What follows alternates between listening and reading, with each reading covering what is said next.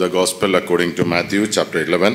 దయచేసి మత్తయి సువార్త 11వ అధ్యాయాన్ని మనం తెరిచి చూద్దాం.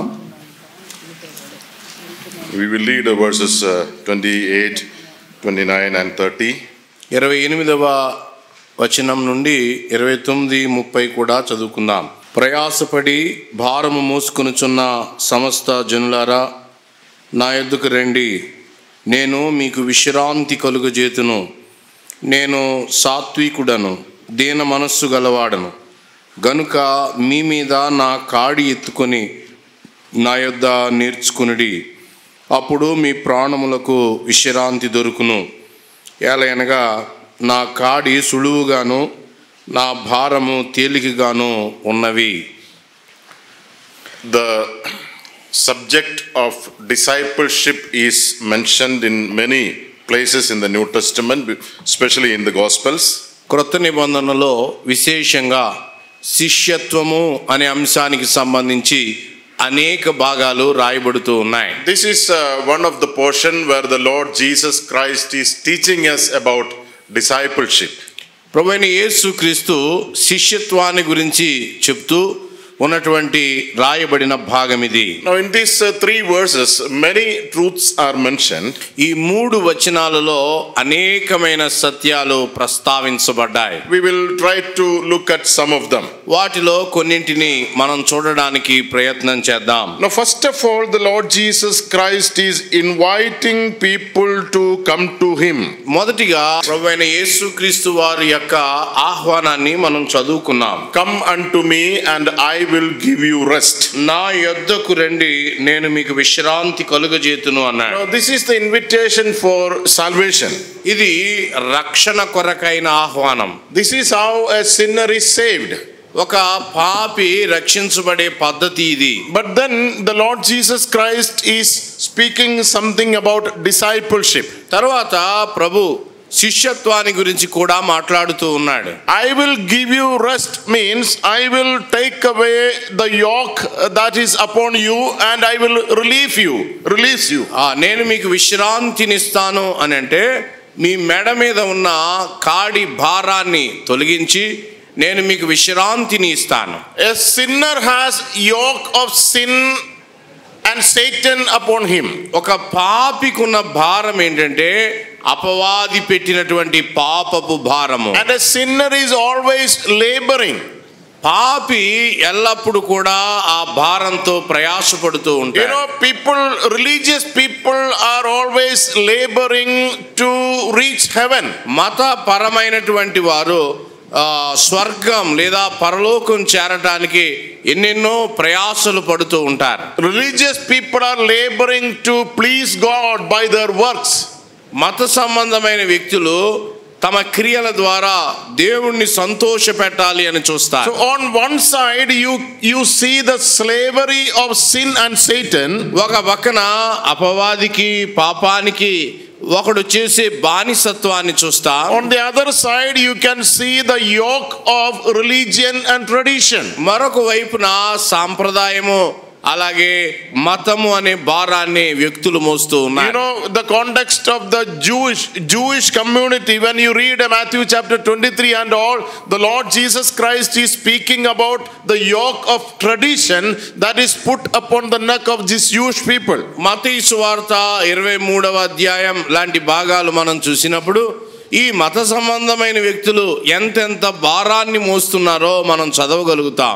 People everywhere are laboring to please God. ప్రతి చోట ప్రజలు దేవుణ్ణి సంతోషపెట్టడానికి ఎన్నెన్నో కార్యాలు జరిగిస్తూ ఉంటారు. Every religion believes that if you want to go to heaven you need to do something. ప్రతి మతము ఏమని చెప్తుందంటే నీవు పరలోకం వెళ్ళాలి అంటే ఈ పనులు నువ్వు చెయ్యాలి అని చెప్తుంది. You ask anybody who is not a believer, how can you reach heaven?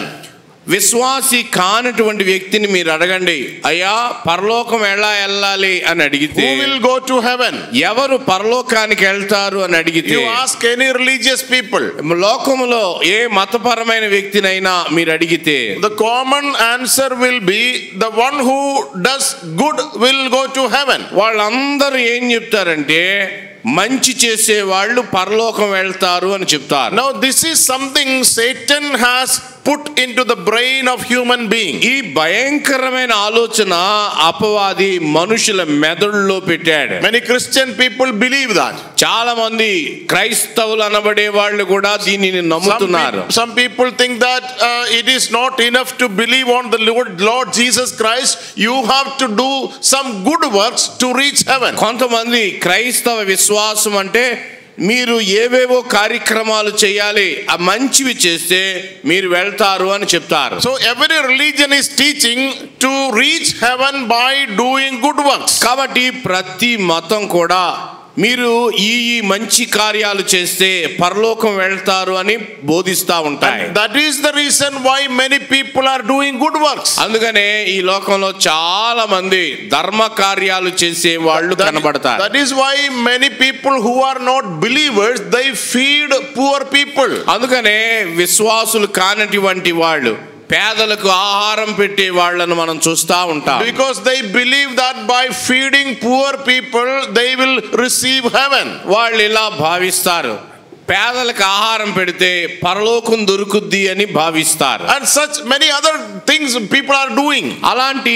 కార్యాలు ఇంకా ఎన్నో చేస్తూ ఉంటారు. So the Lord Jesus Christ is seeing a group of people upon whom this yoke is put. అందువల్ల ఇలాంటి పనులు చేస్తున్న వాళ్ళని ప్రభు చూశాడు, ఈ భారం వారి మీద ఉంది ఆయన చెప్పాడు. So he is inviting people. అలాంటి వారిని అందరినీ ఆ ప్రభు ఆహ్వానిస్తూ ఉన్నాడు. Come unto me. నా యొద్దకు రండి. I will take away this yoke from you. నీ మీద ఉన్న ఈ భారాన్ని నేనే తీయగలను అని చెప్తున్నాడు. What you seek by doing good works, I will give it to you. మీరు సత్కార్యాల ద్వారా ఏం కావాలని కోరుతున్నారో ఆ దానిని నేను మీకు ఇస్తాను అని ఆయన చెప్తున్నాడు. Because you are not able to do any good. నిజానికి మంచి కార్యాలను మొదలు పెడుతున్నారు కానీ మీ నుండి వచ్చే మంచిది ఏదీ లేదు. Because you are not good. ఎందుకంటే మీరే మంచి వారు కారు గనుక. Bible clearly says no one is good except God. కాబట్టి బైబిల్ చాలా స్పష్టంగా చెప్తుంది, దేవుడు తప్ప మంచివాడెవడును లేడు. If I am not good, I cannot do good. నేను మంచివాణ్ణి కాదు గనుక నేను మంచి చేయలేను. God does good because he is good. దేవుడు మంచివాడు గనుక ఆయన మాత్రమే మంచి చేయగలడు. And only God is good. దేవుడు మాత్రమే మంచివాడు. We are evil. మనము దుష్ట సంబంధులం. We are evil by birth. మనము పుట్టుకతోనే పాపాన్ని కలిగి ఉన్నాం. When we were born, we all were born having full of evil and wickedness within us. మనం పుట్టినప్పటి నుండి కూడా దుష్టత్వాన్ని కలిగి ఉన్న దుష్టత్వంతో నిండిన హృదయాలు మనవి. పుట్టినప్పుడు I received this evil and wickedness from my father Adam and my mother or my parents Adam and Eve. ఆదాము హవ్వలు అనే ఆది పితరుల నుండి ఈ దుష్టత్వాన్ని మనం అందరము కలిగి ఉన్నాం, తెచ్చుకున్నాం. So by birth I am evil. కాబట్టి పుట్టుకతోనే దుష్టమైన స్వభావం ఉంది. If I am evil, no good will come out of me. కాబట్టి నాలో దుష్ట స్వభావం ఉండగా నేను ఏ మంచి చేయగలను? If I am evil, my prayer will be evil. నేను పాపంతో ఉన్నాను, నా ప్రార్థన కూడా పాపమే. My fasting will be evil. నా ఉపవాసం అది చెడ్డది. My worship will be evil. నేను ఆరాధన అని చెప్తాను, అది కూడా చెడ్డదే. My giving will be evil. నేను దానాలు చేస్తాను, అది కూడా చెడ్డదే. Because an evil person cannot bring anything that is good. కాబట్టి ఒక చెడ్డ వ్యక్తి నుండి మంచిదేది రాలేదు. An evil person will bring out only evil things. ఒక చెడ్డ వ్యక్తి కేవలము చెడ్డ వాటిని మాత్రమే తేగలడు. And sometimes we brethren people think, సాధారణంగా బ్రదర్ అండ్ సంఘాలకు సంబంధించిన మనం ఇలా ఆలోచన చేస్తాం, our children may not be involved in many evil activities which other people are involved in. మన పిల్లలు లోకంలో ఉన్న ఇతరులు ఏ ఏ కార్యక్రమాల్లో ఉంటారో మా వాళ్ళు అట్లలో ఉండరండి అని మనం అనుకుంటాం. Our children do not smoke. Our children do not drink liquor. మా పిల్లలు సిగరెట్లు కాల్చరు, సారా తాగరు. Yeah, we think that our children are better than other children. మన పిల్లలు ఇతరుల పిల్లల కంటే శ్రేష్టమైన వారు అని భావిస్తాం. And then we think that our children read the Bible, they pray also. మా పిల్లలు ప్రతిరోజు బైబిల్ చదువుతారు, ప్రార్థన చేస్తారు. And there can be a misunderstanding in some of the believing parents that our children are better than other children. అందువల్ల విశ్వాసులైనటువంటి తల్లిదండ్రులు ఇతరుల పిల్లల కంటే మా పిల్లలు చాలా చక్కగా ఉన్నారు అనే తప్పుడు అభిప్రాయం కలిగి ఉంటారు. Some children themselves think like that. కొంతమంది పిల్లలే స్వయంగా వారి గురించి కూడా వాళ్ళు ఎలా అనుకుంటారు, తల్లిదండ్రులే కాదు. My friends are doing all these wicked things. నా స్నేహితులు ఈ దుర్మార్గకరమైన కార్యాలు చేస్తున్నారు. But I am not doing all these things. నేనైతే ఈ దుర్మార్గకరమైన కార్యాలు చేయటం లేదు. That means I am a better person. దాని అర్థం ఏంటంటే నా స్నేహితుల కంటే నేను మంచివాణ్ణి అనుకుంటారు. Although I am a sinner, పాపిని అయినప్పటికీ కూడా, but still I am not like them. పాపినే కానీ వారి వంటి వాణ్ణి కాదు, మంచివాణ్ణి అనుకుంటారు. Yes, I am a better sinner than other people. వారికంటే మరింత మంచి పాపిని అనుకుంటాడంటే ఇడు. But Bible is very clear. కానీ బైబిల్ చాలా స్పష్టంగా తెలియచేస్తుంది. Even if a child is born in a brethren family, brethren కుటుంబంలో ఒక బిడ్డ పుట్టినప్పటికీ, and that child is born as a wicked evil child. పుట్టిన బిడ్డ తన పుట్టుకలోనే భయంకరమైన దుష్ట స్వభావం కలిగి ఉన్నాడు అని గ్రహించాలి. When that child is born, that child has brought all the evil and wickedness in this world along with him. ఒక బిడ్డ ఈ లోకానికి పుట్టినప్పుడు తనతో పాటు దుష్టత్వాన్ని, చెడుగును కూడా తీసుకుని తెచ్చుకున్నాడు అని గ్రహించాలి. Because of the discipline in the family, he may not involve in many other wicked activities the other children are. కుటుంబంలో ఉన్న కొంత క్రమశిక్షణను బట్టి బయట వాళ్ళంతగా ఎక్కువ ఆ కార్యక్రమాలు ఉండకపోయినప్పటికీ, but they are not better people. They are sinners. They are evil in the sight of God. దేవుని దృష్టిలో వీళ్ళు కూడా పాపంతో ఉన్న వాళ్ళే. And nothing good can come out of them. అలాంటి వారి నుండి ఏ మంచి రాదు. We all need to be aware of this. ఈ విషయము మనం అందరం అర్థం చేసుకోవాలి. That is why the Lord Jesus is inviting people. అందుకనే ప్రభువైన యేసుక్రీస్తు ఆయన ఆహ్వానిస్తూ ఉన్నాడు. Come unto me. నా యొద్దకు రండి. I will give you rest. నేను విశ్రాంతి కలుగజేతును. I will give you rest. One meaning is I will take away all the yoke of slavery of religion from your neck. నీ మెడ మీద ఉన్న మత సంబంధమైన బరువంతటిని నేను తీసివేస్తాను అనేది ఒక అర్థం. This is the invitation of salvation. ఇది ఒక వ్యక్తి రక్షణ కొరకై ప్రభు ఇచ్చే ఆహ్వానం. Coming unto the Lord Jesus means confessing that I am a sinner and you died for me on the cross and I receive you as my Lord and Master. ప్రభువైన యేసుక్రీస్తు దగ్గరికి వచ్చి తాను పాపి అని ఒప్పుకొని ప్రభువైన యేసుక్రీస్తుని ప్రభువుగానో ఆయనను రక్షకునిగానో అంగీకరించాలి. Now this is the first step. ఇది మొదటి మెట్టు. Come to me. నా యొద్దకు రండి.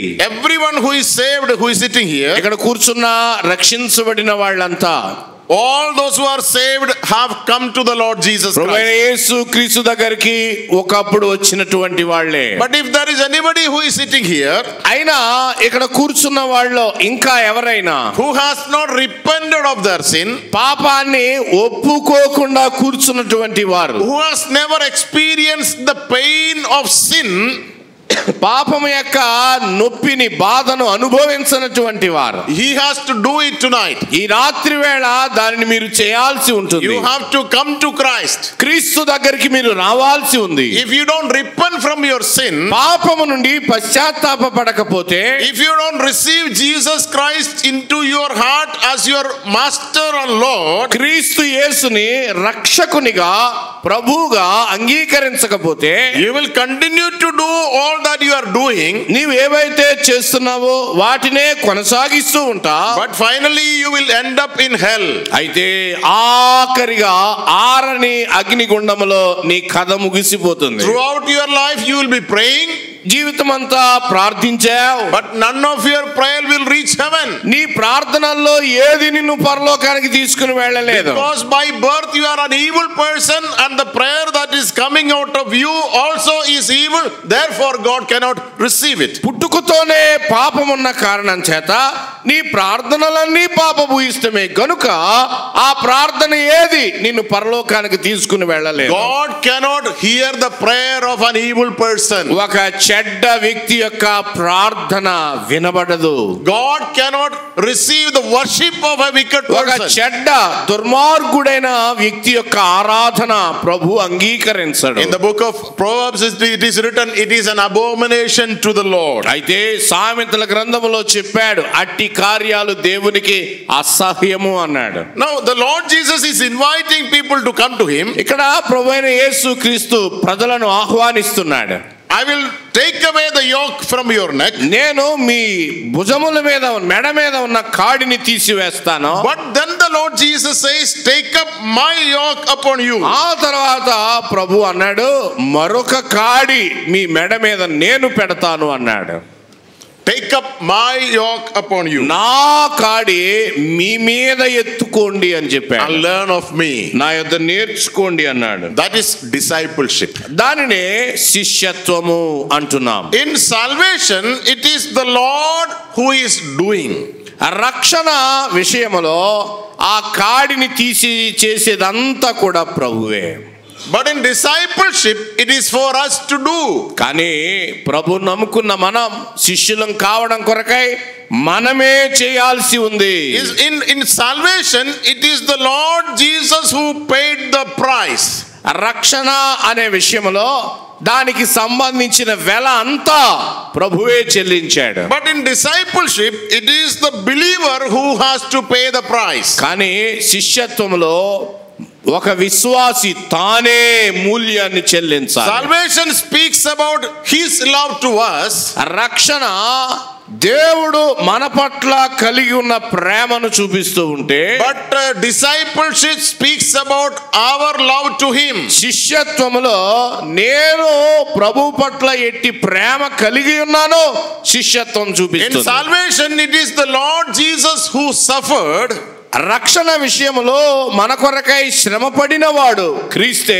But in discipleship, it is we who must suffer. కానీ శిష్యత్వములో శ్రమ అనుభవించాల్సింది మనమే వ్యక్తిగతంగా. So the Lord Jesus Christ is calling us to discipleship. అందుకనే ప్రభువైన యేసు క్రీస్తు శిష్యత్వం గురించి ఆయన పిలుస్తూ ఉన్నాడు. You know, yoke is placed upon animals. కాడి సాధారణంగా పశువుల మెడ మీద పెట్టబడుతుంది. What kind of animals? ఎలాంటి పశువులవి? Not upon wild animals. క్రూర మృగాల మీద ఎవరు కాడి పెట్టరు. You know, we know about wild animals and then these domestic animals. మనకి క్రూర మృగాలు లేదా అడవి మృగాలకి పెంపుడు జంతువులకి తేడా తెలుసు కదా. Lion is a wild animal. సింహము అడవి జంతువు. And nobody places a yoke upon lion. ఎవడు కూడా సింహము మెడ మీద కాడి పెట్టలేడు. Ox or bull is a domestic animal.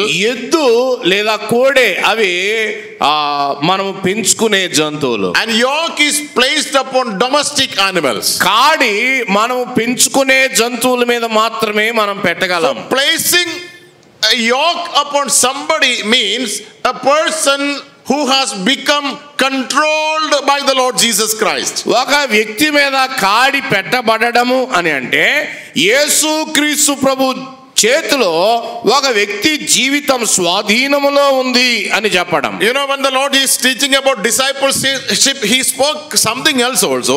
ప్రభువైన యేసు క్రీస్తు శిష్యత్వాన్ని గురించి చెప్తూ ఇంకా చాలా సంగతులు బోధించాడు. When you read Luke chapter 14, లూకా సువార్త 14వ అధ్యాయంలో మనం చదువుతున్నప్పుడు, we will read one verse in Luke chapter 14 verse 27. లూకా సువార్త 14:27లో ఒక మాట మనం చదువుకుందాం. There also the Lord Jesus is speaking about discipleship. అక్కడ కూడా ప్రభు శిష్యత్వాన్ని గురించి చెప్పిన మాటలు రాయబడ్డాయి. But there he is saying something else. ఆయన ఇలా చెప్తున్నాడు. Verse 27. మరియు ఎవడైనను తన సిలువను మోసుకొని నన్ను వెంబడింపని ఎడల వాడు నా శిష్యుడు కానేరడు. Now here the Lord is speaking about the cross. ఇక్కడ ప్రభు ఆయన సిలువను గురించి మాట్లాడుతూ ఉన్నాడు. You take your own cross. ప్రతివాడు తన సొంత సిలువను ఎత్తుకోవాలి. Now this is discipleship. దీనినే శిష్యత్వము అని చెప్తున్నారు. In salvation the Lord Jesus took his own cross upon him. రక్షణ విషయంలో ఒక సిలువ ఉన్నది, ఆ సిలువను ప్రభువే మోసాడు. This morning we were listening from John chapter 19 where it is written the Lord Jesus himself took upon his own cross. ఉదయకాలపు వేళ దేవుని దాసుడు చెప్పినట్లుగా యోహాను సువార్త 19లో ఆయన తన సిలువను ఎత్తుకొని ఆయన దాని మీద చనిపోయాడు. But here the Lord Jesus is asking the disciples, you take your own cross. ఇక్కడ ప్రభు అంటున్నాడు ప్రతివాడు తన తన సొంత సిలువను మోయాలి. Now your own cross and my yoke, two different things. మీకు మీ సిలువ, నా కాడి, ఈ రెండు భిన్నమైనటువంటివి. Yeah, these two things are two different meanings. ఈ సిలువ కాడి రెండు భిన్నమైన అర్థాలు కలిగి ఉన్నాయి. A person taking up his cross means his own cross means willing and ready to suffer anything for the cause of Christ. క్రీస్తు కొరకై ఎట్టి శ్రమనైనా ఒకడు అనుభవించడానికి సిద్ధపడడమే ఆ సిలువను ఎత్తుకోవటం. The Lord says only he can be my disciple. ప్రభు అంటున్నాడు అలా సిలువను ఎత్తుకొని నన్ను వెంబడించేవాడే నాకు శిష్యుడు. If you want to follow me, నన్ను వెంబడించాలనుకుంటున్నారా, be ready to suffer anything for me. క్రీస్తు కొరకై ఏమైనా శ్రమ పడడానికి సిద్ధంగా ఉండాలి. Whether it is physical suffering, whether it is mental suffering, whether it is material suffering, be ready for any kind of suffering. ఎట్టి శ్రమ అయినా, వస్తుపరమైన, మానసికమైన, శరీర సంబంధమైన బాధ అయినా, ఎట్టి శ్రమనైనా క్రీస్తు కొరకై అనుభవించడానికి సిద్ధపడడమే సిలువ ఎత్తుకొనుట. Whether this suffering is from the world, from unbelievers or even from believers, be ready to suffer anything for me. ఈ శ్రమ అవిశ్వాసుల వల్ల కావచ్చు, విశ్వాసుల వల్ల కావచ్చు, ఏమైనా కానీ క్రీస్తు కొరకై బాధ, శ్రమను అనుభవించడానికి సిద్ధంగా ఉండాలి. I want to be a disciple of the Lord Jesus. యేసు క్రీస్తు యొక్క శిష్యుడిగా నేను ఉండాలి అని అంటే I have to come to an agreement with him. నేను దేవునితోటి ఒక ఒప్పందానికి రావాలి. Lord, I am ready to suffer anything for you. ప్రభువా నీ కొరకై ఎట్టి శ్రమనైనా నేను భరించడానికి సిద్ధముగా ఉన్నాను అని చెప్పడమే శిష్యత్వం. I will not complain, I will not murmur. నిన్ను అనుసరిస్తూ ఉంటుండగా నాకు ఏ బాధ కలిగినా నేను ఫిర్యాదు చేయను, సణుగుకోను. That is a condition to become a disciple. శిష్యుడు కావటానికి ఉన్న మొదటి షరతు అది. You know, the Lord Jesus was telling a parable about the sower who went out to see the seed. ప్రభు విత్తనాలు విత్తడానికి వెళ్ళిన ఒక రైతు గురించి ఆయన చెప్పాడు, విత్తువాని గురించి. Some of the seed fell on rocky places. కొన్ని విత్తనాలు అతడు విసురుతూ ఉంటుండగా రాతి నేలను పడ్డాయి. It is written that sprouted up. అక్కడ వాటి గురించి ఏమి రాయబడిందంటే అవి మొలిచాయి. But when the sun came, కానీ సూర్యుడు ప్రకాశించినప్పుడు it withered away because it did not have root. వాటికి వేరు లోతుగా లేని కారణం చేత ఆ వేడికి అవి మాడిపోయాయి. And the Lord Jesus Christ gave the interpretation of the parable. ఇప్పుడు ఈ సంగతికి ప్రభువైన యేసుక్రీస్తు ఆయన ఒక వివరణ ఇస్తున్నాడు. These people are those who rejoicingly listen to the word of God. ఎవరు వీళ్ళు అనంటే వాక్యం వినేటప్పుడు చాలా ఆనందంగా వింటారు. They take a step, నిర్ణయం చేస్తారు. but when the persecution and suffering come because of the gospel, సువార్త కొరకై శ్రమ బాధ రాగానే they turn back. వాళ్ళు వెనక్కి తిరిగి వెళ్ళిపోతారు. Because there is no root. ఎందుకంటే వారికి వేరు లోతుగా లేదు. These people are those who thought that Christian life is a life without troubles and sufferings. అందువల్ల క్రైస్తవ జీవితం శ్రమలతో కష్టాలతో కూడుకొని ఉన్నది, నా వల్ల కాదు అని సిలువను పాడేసి వెనక్కి వెళ్ళిపోతారు. You know, that is why we also have heard that there are people who preach once you believe on the Lord Jesus Christ, all your troubles will be over. అందుకనే అక్కడక్కడ కూడా వింటా ఉంటాం. ఏమని బోధిస్తున్నారంటే యేసు ప్రభువుని నమ్ముకుంటే మీ కష్టాలన్నీ పోతాయి అని చెప్పే బోధ వింటా ఉన్నాం. If you believe on the Lord Jesus, your poverty will be over, you will become a rich man. ప్రభువైన యేసుక్రీస్తుని నమ్ముకోండి, మీ పేదరికం పోతుంది, మీరు ధనవంతులైపోతారు అని మోసగాళ్ళు బోధిస్తూ ఉన్నారు. Yeah, people also believe that if you believe on the Lord Jesus Christ, you will never become sick. మీరు యేసు ప్రభువుని నమ్ముకుంటే ఏ రోగం మీకు రాదో, ఏ సిలువ మీకు లేదు అని చెప్తున్నారు. So some people believe on the Lord Jesus Christ expecting to lead a trouble-free life. కొంతమంది యేసు ప్రభువుని నమ్ముకుంటే ఎలాంటి కష్టాలు బాధలు లేని జీవితం, ఇబ్బందులు లేని జీవితం జీవించవచ్చు అని భావిస్తున్నారు. But when they see sufferings in Christian life, క్రైస్తవ జీవితంలోకి వచ్చాక కష్టాలను వారు చూసినప్పుడు they go back. వాళ్ళు వెనుదిరిగి వెళ్ళిపోతున్నారు. They are not disciples. వాళ్ళు శిష్యులు car. Because they are not ready to face suffering. ఎందుకంటే సిలువను మోయడానికి, శ్రమలు భరించడానికి సిద్ధంగా లేరు. Believers, brother, sister, be ready to suffer anything for Christ. ప్రియమైన సోదరి సోదరులారా, ప్రభువైన యేసు క్రీస్తు కొరకై ఎలాంటి బాధనైనా భరించడానికి సిద్ధంగా ఉండండి. You know, sometimes it can be mental suffering. కొన్నిసార్లు ప్రభువుని అంగీకరించినందుకు మానసికమైన ఒత్తిడి రావచ్చు. You know, people will despise us. ప్రజలు మనల్ని తృణీకరించవచ్చు. Yeah, people will, write off our names from their list. వారి యొక్క జాబితాలో నుండి మన పేర్లు ప్రజలు తీసివేయవచ్చు. People will treat us as outcast. మనల్ని వెలివేయబడిన వారిగా ప్రజలు చూడవచ్చు. Mental torture. మానసికమైన వేదన. Then many people are there who are physically manhandled. తర్వాత మరికొంతమంది భౌతికమైన దాడులకు దిగుతారు. They are beaten, then they are put in the jail. వారు కొట్టబడతారు, జైల్లో పెట్టబడతారు. And there are other people whose wealth, their property is taken away by force. మరికొన్ని సందర్భాల్లో ధనికులైనటువంటి వారు ఉంటే ప్రభు నమ్ముకున్నందుకు వారు ఆస్తులు కోల్పోయిన వాళ్ళు కూడా ఉన్నారు. That word cross includes all these things. సిలువను మోయట అంటే ఇప్పుడు చెప్పినవన్నీ దానిలో ఉండవచ్చు. And that is why the Lord Jesus says, if you are willing to come after me, then be ready to take up your cross. అందుకని ప్రభు అన్నాడు, ఎవడైనాను నన్ను వెంబడింప కోరిన ఎడల తన సిలువను ఎత్తుకొని నన్ను వెంబడించాలి అని చెప్పాడు. So taking up the cross is something else. కాబట్టి సిలువను మోయట అనేది ఒక ప్రాముఖ్యమైన ప్రత్యేకమైన సంగతి. That speaks about our willingness, our readiness to suffer anything for Christ. క్రీస్తు కొరకై ఎట్టి శ్రమనైనా అనుభవించడానికి నేను సిద్ధంగా ఉన్నాను అని చెప్పడం. But taking upon the yoke of Christ is something else. ఇప్పుడు కాడిని గురించి ఆలోచన చేద్దాం. అది ప్రత్యేకమైనటువంటిది. Taking up the yoke means a life of submission and discipline. కాడి మన మెడ మీద పెట్టబడము అని అంటే ఇది మొదలుకొని యేసు క్రీస్తు ప్రభుకే పూర్తిగా విధేయత చూపించటము. You just picture two oxen which are yoked together. మీరు ఊహించుకోండి, రెండు ఎడ్లు, రెండింటి మెడ మీద ఉన్న కాడి దృశ్యాన్ని ఒకసారి ఊహించండి. An oxen is supposed to be a domestic animal. ఆ ఎడ్లు అవి పెంపుడు జంతువులుగా ఉంటాయి.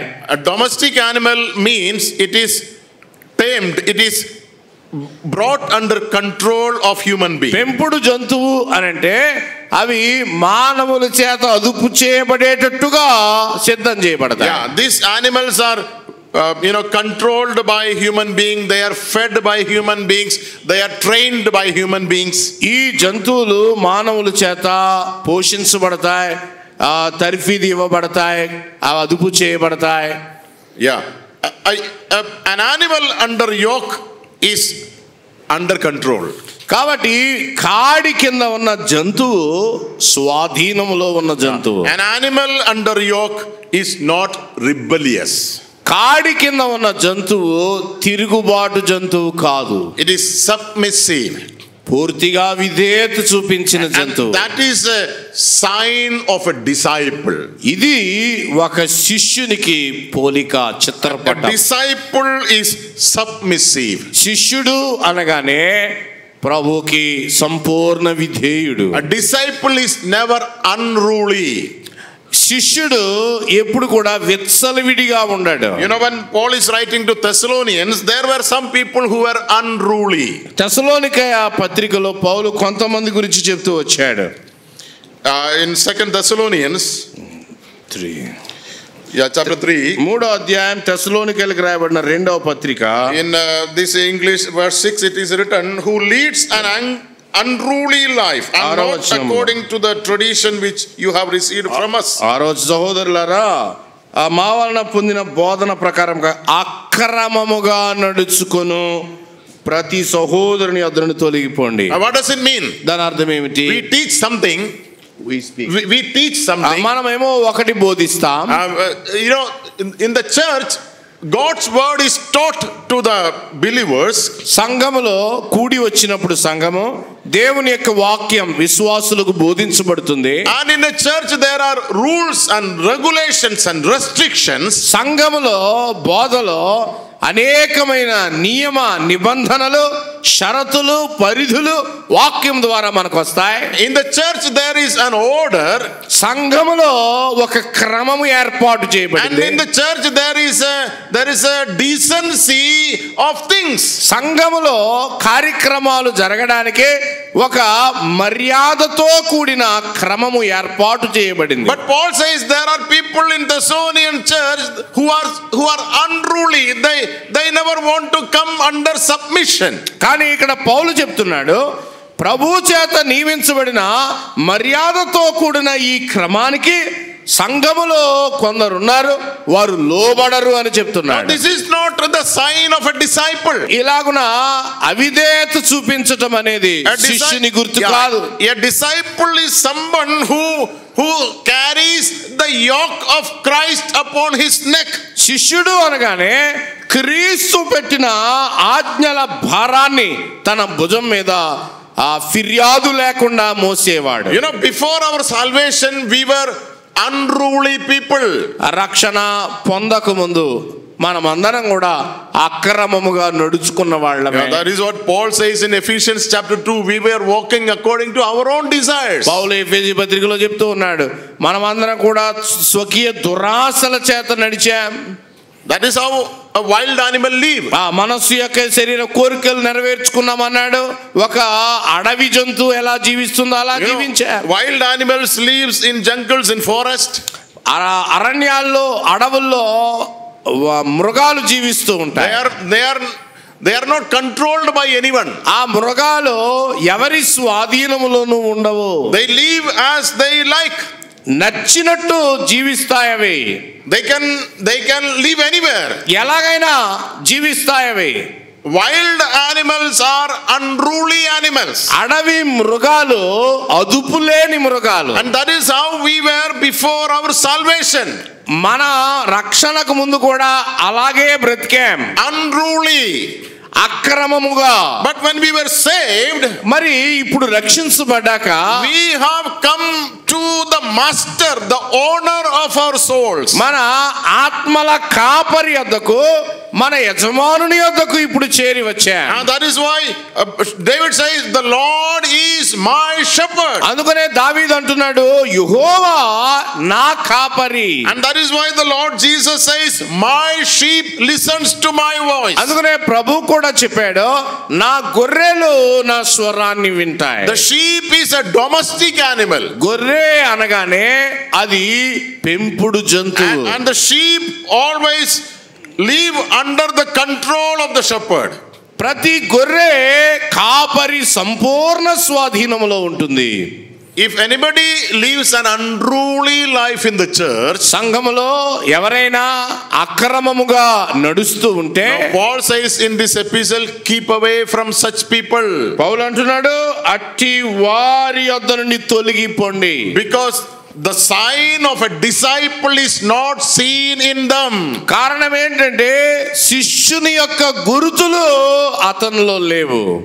You know, When you read Psalm 22, the Lord Jesus is speaking about bulls, bulls of Bashan. 22వ కీర్తనలో ప్రభువుని గురించి ప్రవచనంలో చెప్పబడింది, బాషాను దేశపు బలమైన వృషభాలు అన్నాడు. Who are they? ఎవరు వాళ్ళు? Not literal animals. అవి ఎడ్ల గురించి కాదు.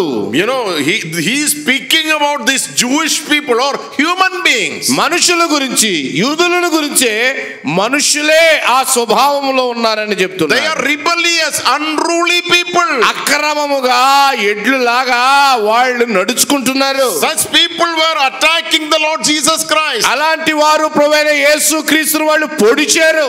Uncontrolled people. వారి మీద ఎవరికి స్వాధీనం లేనే లేదు.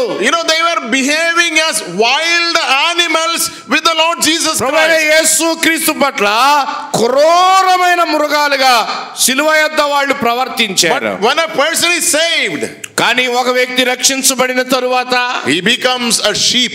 అతడు ఒక సాధువైన గొర్రెగా. Look at Paul. పౌలును మీరు చూడండి. Before his salvation, అతడు రక్షించబడక ముందు he was a wild animal. అతడు చీల్చు తోడేలు అని చెప్పాడు. Destroying everyone. ప్రతి వారిని నాశనం చేసేవాడు. Rebellious man. అతడు తిరుగుబాటుదారుడు. But when he came to the Lord Jesus Christ, కానీ ప్రభువైన యేసుక్రీస్తు యొద్దకు రాగానే he was domesticated.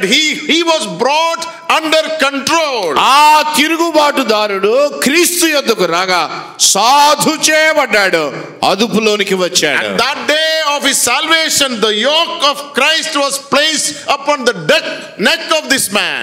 ఆ రోజు మొదలుకొని ప్రభువైన యేసుక్రీస్తు యొక్క కాడి అతని వీపు మీద మోపబడింది. And then he says about himself, I am a born slave of Christ. అలాంటి చీల్చే తోడేలు ఇప్పుడు ఏమంటున్నాడు అంటే యేసుక్రీస్తు యొక్క కట్టు బానిసను అంటున్నాడు. He was always aware about that yoke that was placed upon his neck by the Lord Jesus Christ. పౌలు తన జీవితాంతం యేసుక్రీస్తు పెట్టిన కాడిని మనస్సులో ఉంచుకున్నాడు. Brother, sister, సోదరి సోదరులారా, if you are a disciple, నీవు శిష్యుడివి, శిష్యురాలివి అయితే you live a controlled life, controlled by the Lord Jesus. ప్రభువైన యేసుక్రీస్తు యొక్క స్వాధీనములో జీవిస్తావు. Controlled by the authorities that God has placed in the church. సంఘములో దైవాధికారం ఏదైతే ఉందో దానికి లోబడి ఉంటాం. An animal under yoke is a controlled animal. ఒక కాడి కింద ఉన్న జంతువు స్వాధీనములో, అదుపులో ఉన్న జంతువు. An animal under yoke is a teachable animal. ఒక కాడి కింద ఉన్న జంతువు చెప్తే ఇనే జంతువు అది. The Lord Jesus says, learn of me. ప్రభు అన్నాడు, నా యొద్ద నేర్చుకోండి. We are commanded to learn from him. మనము ప్రభువైన యేసుక్రీస్తు యొద్ద నేర్చుకోవడానికి పిలువబడ్డాం, ఆజ్ఞాపించబడ్డాం. The Lord Jesus is inviting us to learn not only from him but learn of him. That means his life was an open book before his disciples. యేసు ప్రభు దగ్గరకు వచ్చి నేర్చుకోవడం మాత్రమే కాదు, యేసు ప్రభునే నేర్చుకోవడం. Look at his life. ఆయన జీవితం చూడండి. Learn of him. ఆయననే నేర్చుకోవడం. Not only what he taught by his words, ఆయన ఏదో చెప్పాడు ఆ మాటలు నేర్చుకోవడం మాత్రమే కాదు, but how he lived. ఆయన ఎలా బ్రతికాడో. Look at him. ఆయనను చూసి learn and imitate him. ఆయన ఎలా బ్రతికాడో అదే నేర్చుకొని మనము బ్రతకడం. The Lord spoke something about disciples in discipleship in Matthew chapter 10. మత్తయి సువార్త 10వ అధ్యాయంలో కూడా ప్రభు శిష్యత్వాన్ని గురించి చెప్పాడు. Matthew chapter 10, మత్తయి సువార్త 10వ అధ్యాయం and verses 24 and 25. 10వ అధ్యాయం 24-25 వచనాలు. Maybe 25 will read. 25 చదువుతాం. శిష్యుడు తన బోధకుని వలెను, దాసుడు తన యజమానుని వలెను ఉండినా చాలు. It is enough for the disciples to become his teacher and the slave like his master. దాసుడు యజమానునిలా ఉండాలి, శిష్యుడు బోధకుని వలె A ఉండాలి. disciple is a person who has a teacher and a master. శిష్యుడు అనగానే బోధకుణ్ణి కలిగిన వాడు లేదా యజమానుడు ఆయనకున్నాడు అని అర్థం. And a disciple is a person who learns from his teacher and master. శిష్యుడు అనగానే తన యజమానుని యొద్ద నుండి లేదా బోధకుని యొద్ద నుండి ఎల్లప్పుడూ నేర్చుకుంటూ A ఉండేవాడు. disciple is a person who yearns, who desires to be like his teacher and master. ఒక శిష్యుని యొక్క ఆశ ఏంటంటే ఏది రోజుకైనా బోధకుని వలె యజమానుని వలె నేను అవ్వాలి. And a disciple is a person who is willing to pay the price to become like his teacher and master. బోధకుని వలె యజమానుని వలె నేను అయిపోవాలి అని అంటే మూల్యాన్ని చెల్లించాలి. Learn of me. నా యొద్ద నన్ను నేర్చుకోండి అని ప్రభు This is our చెప్తున్నాడు. responsibility. ఇది మన బాధ్యత. Not just listening what is preached in the church. సంఘంలో ఏ సంగతులు వింటున్నామో సంగతులు నేర్చుకోవడం కాదు. That is a very necessary thing. అది కూడా చాలా ప్రాముఖ్యమైందే ఒక కోణంలో. But look at the life of Christ. కానీ బోధలు కాదు, క్రీస్తునే నేర్చుకోండి. Right from his birth till his resurrection. ఆయన జన్మ మొదలుకొని ఆయన పునరుద్ధానం వరకు ఆయన జీవితం మన ముందు ఉన్నది. Learn from him. ఆయనను నేర్చుకొనుట. To be like him should be our desire. ఆయన వలే మనము ఉండడం మన యొక్క ఆశ. Yeah, the Lord says, take my yoke upon you and learn of me. ఇలా చేయాలంటే మీ మీద కాడి ఉండాలి, అప్పుడే నేర్చుకోగలరు. You know, the Lord says, just as I have done to you, you also do it to others. ప్రభు చెప్పాడు, నేను మీకు చేసినట్టే మీరును ఇతరులకు చేయండి అన్నాడు. You remember what happened in the upper room in John chapter 13? యోహాను సువార్త 13వ అధ్యాయంలో మేడ గదిలో ఏం జరిగిందో మీకు The Lord గుర్తుందా? Jesus was washing the feet of the disciples. ప్రభు శిష్యుల యొక్క పాదాలు కడగడం ప్రారంభించాడు. And when he came to Peter to wash his feet, he said, Lord, not me. పేతురు దగ్గరికి వచ్చేసరికి పేతురు అన్నాడు, ప్రభువా నన్ను కడగొద్దు అన్నాడు. And then the Lord said, if I don't wash your feet, you have no part with me. అలా అయితే ప్రభు వెంటనే అన్నాడు, నేను కడగకపోతే నాతో నీకు పాలు లేదు అని చెప్పాడు. And then the Lord says, ప్రభు అన్నాడు, what I have done to you. ఆ తర్వాత చెప్పాడు, నేను మీకు చేసినట్టే. It is not just to show you something. మీరు ఏదో ఒక కార్యక్రమాన్ని అలా చూపించడానికి కాదు. It is to give you an example. మీరు మాదిరిగా ఉండండి. Learn from me. నా యొద్ద నన్ను నేర్చుకోండి. And do it among you. మీ మధ్య నేను చేసినట్టుగా మీరు చేయండి. We don't do feet washing. మనం ఎవరి కాళ్ళు ఇప్పుడు కడగటం లేదు. Because we never see that people practiced it in the book of Acts. ఎందుకంటే అపోస్తలుల కార్యముల గ్రంథములో సంఘము ఆ అభ్యాసాన్ని కలిగి లేదు. And we never read that apostles are teaching about it. అపోస్తలులు కూడా లిటరల్ గా మీరు కాళ్ళు కడగండి అనే సాంప్రదాయాన్ని బోధించను లేదు. There are people who are doing that. కాళ్ళు కడిగే కొన్ని సంఘాలు వాళ్ళు ఉంటారు. But what is the meaning here? కానీ అలా చెప్పాడా? అర్థం ఏమిటి? If I want to wash the feet of somebody, నేను ఎవరి పాదాలైనా కడుగుతున్నాను అని అంటే, you will picture that what happened in the upper room. Upper room, ఆ మేడ గదిలో జరిగిన దానికి ఒక దృశ్యాన్ని కల్పిస్తున్నా. The Lord Jesus removed his outer garment. ప్రభువైన యేసుక్రీస్తు తన పై వస్త్రాన్ని ఆయన పక్కన పెట్టాడు. And then he took water in a basin. ఆయన పళ్ళెములో నీళ్లు పోసుకున్నాడు. He went to every disciple. ప్రతి శిష్యుడి యొద్దకు ఆయన వెళ్ళాడు. If you want to wash the feet of somebody, ఎవరి పాదాలైనా కడగాలి అని అంటే you have to bend down before them. వారి ముందు వంగాలి. It is not written the Lord Jesus poured water on the feet. ఆయన నుంచుని పాదాల మీద నీళ్లు పోసాడని లేదు. No, it is written he washed the feet of the disciples. పాదాలు కడిగాడు అని ఉంది. Now what does it mean? దాని అర్థం ఏమిటి? He touched their feet. వారి పాదాలు ఆ రక్షకుడు ముట్టుకున్నాడు. He took their feet in his hands. ఆయన వారి పాదాలు తన చేతుల్లోకి తీసుకున్నాడు. And he poured water on it. దాని మీద వాటి మీద నీళ్లు పోసాడు. And he washed it thoroughly. కాళ్ళు శుభ్రంగా ఆ సార్వభౌముడు కడుగుతూ ఉన్నాడు. You bend down other people before people. ఈ పని చేయాలనంటే ఇతరుల దగ్గర దిగిపోవాలి, వంగాలి. You need to come to the ground of a slave. అలా దిగిపోవుట అంటే దాసత్వము. Yeah, that is the duty of a slave. When some guests come to your family, the slaves will go out and wash the feet of the guest. ఆనాటి యూదుల ఆచారం ఏంటంటే ధనవంతుల ఇళ్లలో ఎవరైనా అతిథులు వస్తే ఆ ఇళ్లలో పనిచేసే దాసులు పోయి వచ్చిన అతిథుల కాళ్ళు వంగి కడుగుతారు. The house owner will never do that. ఇంటి యజమానుడు ఎప్పుడు అతిథుల కాళ్ళు కడగడు. That is the work of the slave. దాసుల పని. Jesus took that position of a slave. యేసు ప్రభు దాసుని స్థానాన్ని తీసుకున్నాడు. And then he is asking the disciples, you do it. ఆయన అలా చేసి శిష్యులతో చెప్తున్నాడు, మీరు అలాగే చేయండి. I have shown it to you. నేను మీకు మాదిరి ఉండులాగునేలా చేశాను. There is another meaning there.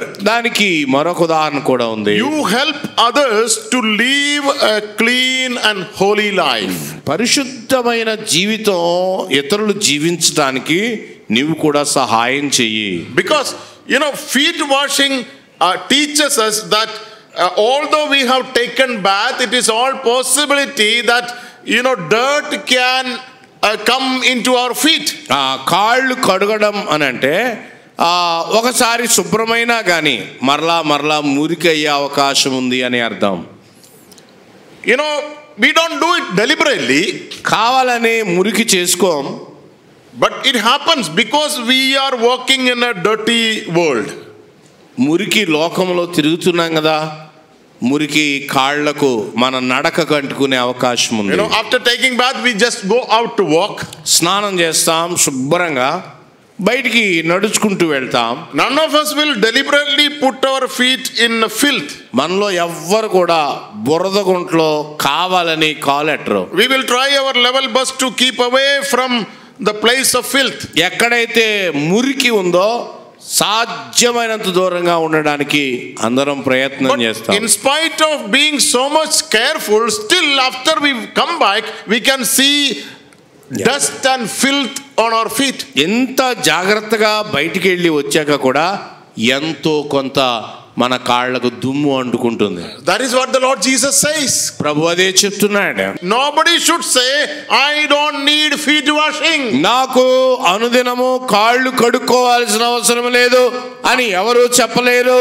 I am clean, there is no sin in me. Nobody should say. నాలో పాపము లేదు అని ఎవరు చెప్పలేము. You may not have sinned purposely. కావాలని చేసే పాపం ఒకవేళ లేకపోవచ్చు కానీ but without your knowledge also sin can happen in your life. నీ ప్రమేయము లేకుండానే నీలో పాపము జరిగే అవకాశం ఉన్నది. And therefore you need daily cleansing. అందుకనే విశ్వాసులకు ప్రతిరోజు కడుగుదల కావాలి. And then you do it one to another. ఈ పనిని మీరు ఒకని పట్ల ఒకడు జరిగించండి అని కూడా చెప్పారు. You help other people to live a holy life. ఇతరులు పరిశుద్ధమైన జీవితాన్ని జీవించడానికి తోటి విశ్వాసులకు మనం సహాయం చేయాలి. If somebody is washing your feet, ఎవరైనా మీ కాళ్ళు కడుగుతూ ఉంటే don't pull back your feet. కడుగుదాకే వస్తున్నారు అని కాళ్ళు దాచేసుకోవద్దు. Don't do like Peter did. పేతురులాగా చేయొద్దు. What did Peter do? పేతురు ఏం చెప్తున్నాడు? He must have pulled back his leg. తన యొక్క కాళ్ళు ముడిచేసుకున్నాడు వెనక్కి. Don't do it. చేయొద్దు. You don't do it. నువ్వు చేయొద్దు. The Lord said, ప్రభు అన్నాడు, if I don't do it, నేను చేయకపోతే you have no part with me. నాతో నీకు పాలే లేదు. Yeah, this is must. ఇది ప్రతి వారి జీవితంలో ఖచ్చితంగా జరగాలి. That is what we do it in the church. సంఘములో జరిగేది అదే. Brother, sister, సోదరులారా, when somebody is correcting you, ఎవరైనా మనల్ని దిద్దుతుంటే, when somebody is pointing out sin of your life, మన జీవితంలో ఉన్న పాపాన్ని ఎవరో వేలెత్తి చూపిస్తే, he is actually washing your feet. మన తప్పులు చెప్పేవాళ్ళు అనంటే మన పాదాలు కడుగుతున్నారు అని అర్థం. He is helping you to live a holy life. మనం ఇంకా పరిశుద్ధంగా జీవించడానికి వారు మనకి సహాయం చేస్తున్నారు అని అర్థం. And therefore if anybody is correcting you, don't be rebellious. ఎవరైనా మిమ్మల్ని సరిచేస్తుంటే దయచేసి తిరుగుబాటు చేయవద్దు. If somebody is correcting you, it is for your good. ఎవరైనా మిమ్మల్ని దిద్దుతుంటే అది మీకోసమే, మీ క్షేమం కోరి. Sometimes it can be a rebuke. కొన్నిసార్లు ఆ దిద్దుబాటు గద్దింపులా రావచ్చు. Sometimes it can be a sharp rebuke. కొన్నిసార్లు ఆ గద్దింపు చాలా పదునుగా ఉండొచ్చు. Sometimes it can be a very strong disciplinary action on you. కొన్నిసార్లు ఆ గద్దింపు ఎంతో క్రమశిక్షణతో ఉండి ఉండొచ్చు. They are doing it to wash your feet. ఈ గద్దింపు, క్రమశిక్షణ ఇవన్నీ నీ కాళ్ళు శుభ్రంగా, నీ నడత శుభ్రంగా ఉండాలని. They are helping you to live a holy pure life. పరిశుద్ధమైన పవిత్రమైన జీవితం నువ్వు జీవించాలనే ఈ క్రమం. The Lord Jesus says, you have seen in me, you do it to other people. ప్రభు అన్నాడు, నేను చేసింది మీరు చూశారు కదా, మీరును ఇతరులకు చేయండి. Learn from him. ఆయన యొద్ద నేర్చుకొనుట. Look at his childhood. ఆయన బాల్యాన్ని చూడండి. Nothing much is written about his childhood. యేసు ప్రభు యొక్క బాల్య జీవితం గురించి ఎక్కువగా లేదు, రాయబడలేదు. He was born in a very poor family. చాలా దీనమైన కుటుంబంలోనే ప్రభువారు జన్మించారు. He had so many limitations. ఆయనకి అనేకమైన పరిధులు ఉన్నాయి. He did not have luxuries. యేసు ప్రభు బాల్యంలో కూడా ఆయనకి విలాసవంతమైన వస్తువులు ఏమీ లేవు. After he was born, many children were born to Joseph and Mary. ప్రభు ఆయన జన్మించాక ఇక మరియా యోసేపులకి పిల్లలు కూడా పుట్టారు. Already they are poor family. అప్పటికే పేదరికంలో ఉన్న కుటుంబం అది. Maybe Jesus Christ lived in his childhood with many limitations. యేసు క్రీస్తు ప్రభు యొక్క బాల్యమంతా కూడా వస్తువులు ఎక్కువగా లేని పేద కుటుంబం అయింది. We don't know whether he had a room of his own. యేసు క్రీస్తు ప్రభువుకి సొంతంగా ఆయనకు ఒక గది కూడా ఉన్నట్టుగా మనం ఊహించలేం. It may not be possible. అది సాధ్యమయ్యే అవకాశం. It is not possible in a poor family. ఒక పేద కుటుంబంలో ఒక్కొక్కరికి ఒక్కొక్క గది ఉండడం సాధ్యం కాదు. What kind of food they were eating? వారు తినే ఆహారం ఎలా ఉండుంటుంది? Poor family, they cannot afford rich food. వారు ఎక్కువ ఖరీదైన ఆహారాన్ని కొని తెచ్చుకోలేరు. What kind of dress he was wearing? యేసు ప్రభు బాల్యంలో ఎలాంటి వస్త్రాలు ధరించి ఉంటాడు? They cannot afford to go for costly dress.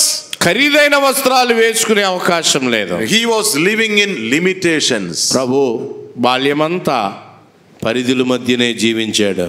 No murmuring. ఇన్ని పరిమితుల మధ్య యేసు ప్రభు ఎన్నడూ సణుక్కోలేదు. No complaining.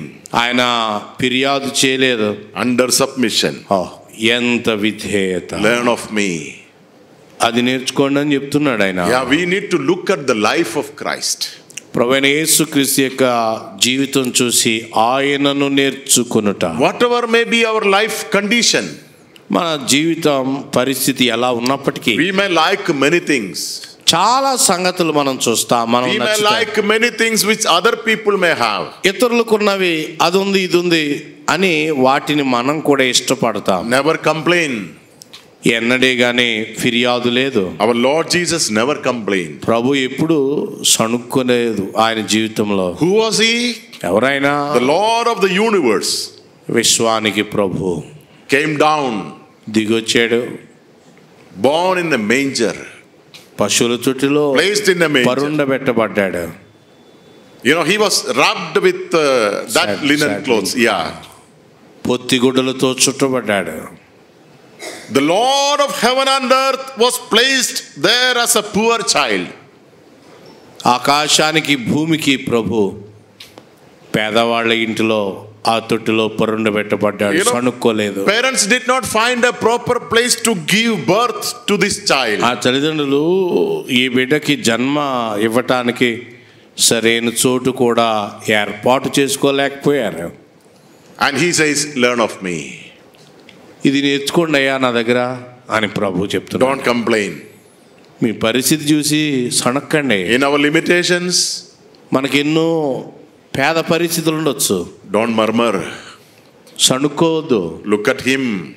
ఆయన చూడండి. I believe in a very young age he started to labor physically. నేను ఇలా నమ్ముతాను, యేసు ప్రభు చాలా చిన్న వయసులోనే కష్టపడి పని చేయడం ప్రారంభించుంటాడు. Father was a carpenter.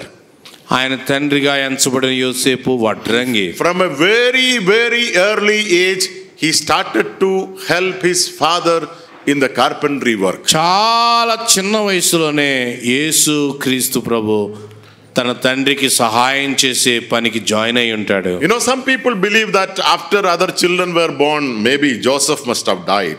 కొంతమంది ఇలా నమ్ముతారు, మరియా యోసేపులు కొంతమంది పిల్లలు పుట్టాక చాలా చిన్న వయసులోనే యోసేపు చనిపోయి ఉంటాడు అని. Because we don't read anything after anything ఆ about విషయాలు Joseph. ఏమీ లేఖనాల్లో మనం చూడం. If suppose that happened, ఒకవేళ చిన్న వయసులో ఆ ఇంటి పెద్ద దిక్కు అయిన యోసేపు చచ్చిపోతే the whole burden of the family came upon the shoulders of the Lord Jesus because he was the firstborn. ఆ ఇంటిలో మొదటి పుట్టినవాడు యేసు ప్రభు గనక కుటుంబ పోషణ అంతా ఆ యేసు క్రీస్తు మీద పడి ఉండొచ్చు. He started to work. ఆయన చిన్న వయసులోనే కష్టపడాల్సి వచ్చింది. Physical labor. భౌతికమైన పని. He sweated.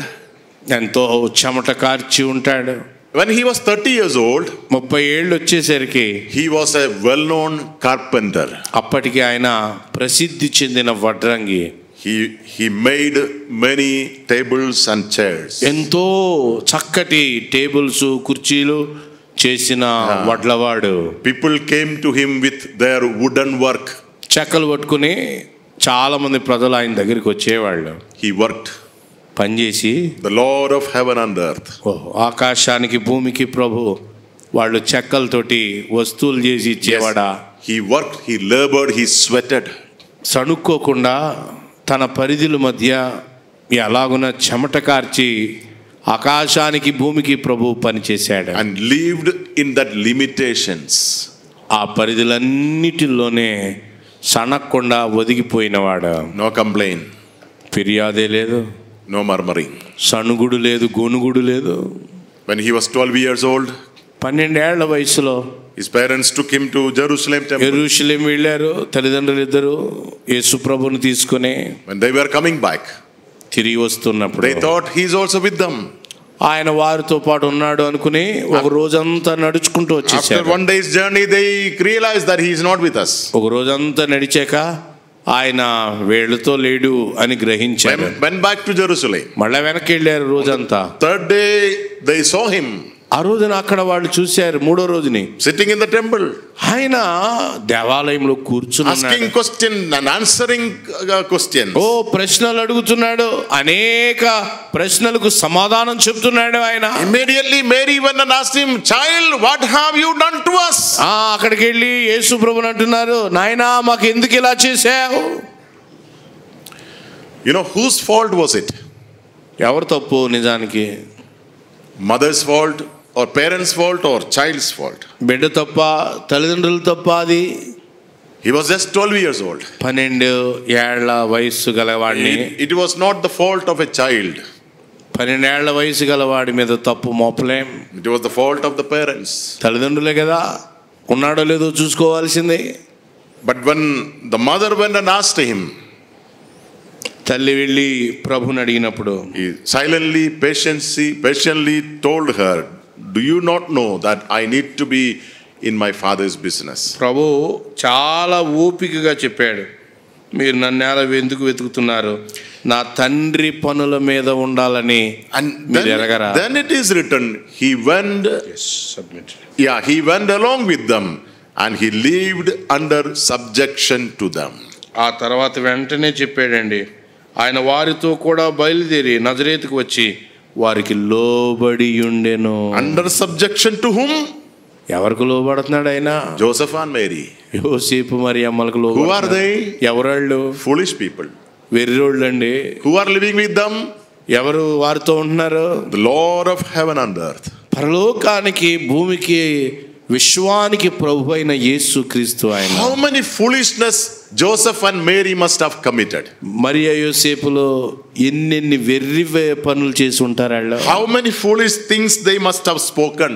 వారు వెర్రిగా ఎన్నిసార్లు మాట్లాడి ఉంటారా ప్రభు ముందు. How many foolish ways they must have dealt with the Lord Jesus? ప్రభువైన యేసు క్రీస్తు పట్ల ఎన్నిసార్లు వెర్రిగా ప్రవర్తించుంటారో. Never questioned them. ఏనాడు ఈ ప్రభు వారిని ప్రశ్నించలేదు. Never argued with them. వారితోటి వాదం ఎప్పుడు పెట్టుకోలేదు. Never rebelled. ఏనాడు తిరుగుబాటు చేయలేదు. He kept himself under their subjection. వారికి లోబడి ఉన్నాడు.